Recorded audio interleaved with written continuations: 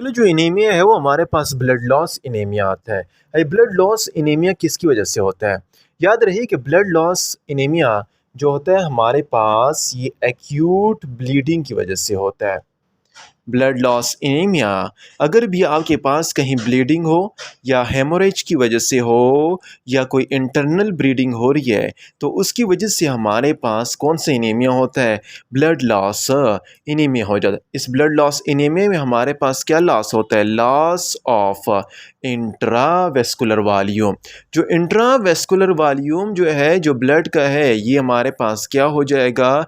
ये हमारे पास लॉस हो जाएगा। जो ये लॉस होगा तो हमारे पास कौन कौन सी कंडीशन आएंगी? हमारे पास सीवीएस कोलैप्स होगा, सीवीएस कोलैप्स हुआ और उसके बाद हमारे पास शॉक होगा और उसके बाद हमारे पास डेथ होगी।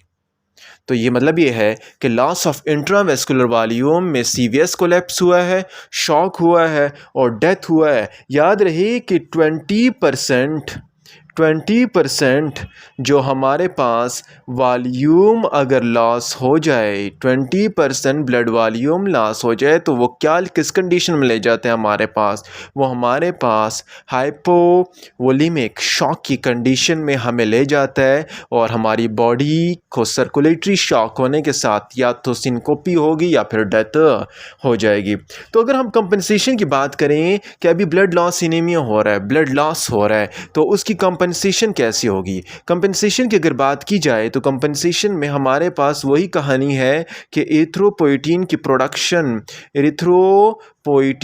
प्रोडक्शन क्या होगी कि इसकी प्रोडक्शन हमारे पास इंक्रीज होगी। एरिथ्रोपोइटीन का क्या काम है? ये हमारे पास ज़्यादा हो जाएगा। इसका काम क्या है? इसका आगे ये काम है कि हमारे पास आरबीसी की प्रोडक्शन इंक्रीज करेगा। कहाँ से? बोन मैरो से। आरबीसी की production with in 5 to 7 days, 5 से 7 दिन में आरबीसी की प्रोडक्शन इंक्रीज करेगा। अगर हमारे पास क्रोनिक लॉस है ऑफ आयरन, अगर हमारे पास क्रोनिक लॉस हो रहा है तो उसकी वजह से हमारे पास आयरन डिफिशिएंसी एनीमिया भी साथ काज होगी। आयरन डिफिशिएंसी एनीमिया क्यों हो रही है? आयरन डिफिशिएंसी एनीमिया इसलिए हो रही है क्योंकि हमारे पास हेमोग्लोबिन भी लॉस हो रहा है, हमारे साथ ब्लड सेल्स भी लॉस हो रहे हैं, हमारे साथ वेसल्स में जितने भी ब्लड हैं वो लॉस हो रहा है। लॉस ऑफ एनीमिया, ब्लीडिंग हो रही है तो उससे आयरन डिफिशिएंसी एनीमिया भी हो रहा है। देखिए हेमोग्लोबिन हेमोलाइटिक एनीमिया के बारे में मैं बता चुका था कि हमारे पास हेमोलाइटिक एनीमिया में क्या होता है, 120 डेज आरबीसी की प्रोडक्शन नॉर्मल कितनी दिन के बाद होती है? 120 डेज़ के बाद होती है। जब ये प्रोडक्शन हेमोलिसिस ओवर हो जाए, ज़्यादा हो जाए, तो वही एरिथ्रोपोइटीन की कंडक्शन है वो हमारे पास जाएगा।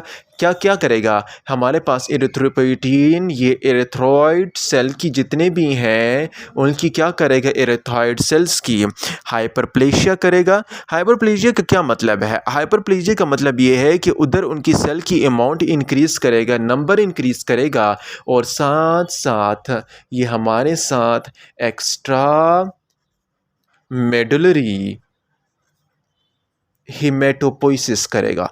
एक्स्ट्रा मेडुलरी हेमेटोपोइसिस का मतलब क्या है? हेमेटोपोइसिस का मतलब ये है कि हमारे पास जितने भी ऑर्गन हैं, लाइक लीवर में, लाइक स्प्लीन में, लाइक लिम्फ नोड में, ये हमारे पास वहाँ पर जाके इनकी प्रोडक्शन किसके? आरबीसी की प्रोडक्शन इंक्रीज़ करेगा।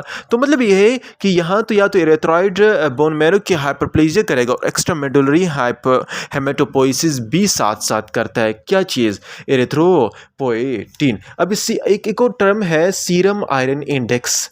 What is